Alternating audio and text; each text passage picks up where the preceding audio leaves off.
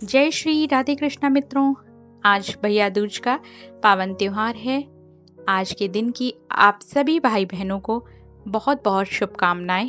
कार्तिक शुक्ल पक्ष द्वितीया को भैया दूज का यह पावन त्योहार मनाया जाता है।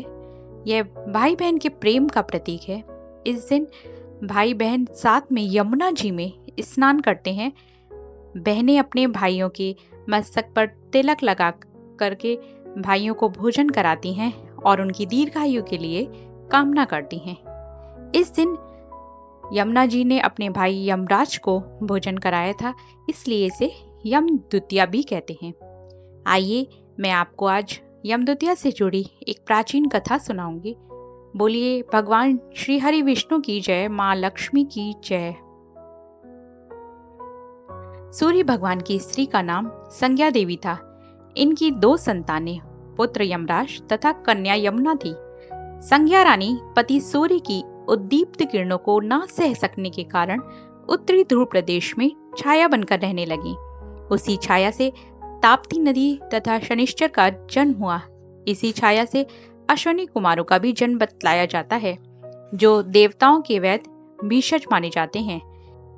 इधर छाया का यम तथा यमुना से विमाता सा व्यवहार होने लगा। इससे खिन्न होकर के यम ने अपनी एक नई नगरी यमपुरी बसाई। यमपुरी में पापियों को दंड देने का कार्य संपादित करते भाई को देख करके यमुना जी गौलक चली गईं, जो कि कृष्ण अवतार के समय भी थी। बहुत समय व्यतीत हो जाने पर एक दिन सहसा यम को अपनी बहन की याद आई। उन्होंने दूतों को भेज करके यमुना जी को बहुत खोजवाया, मगर वह मिल न सकी।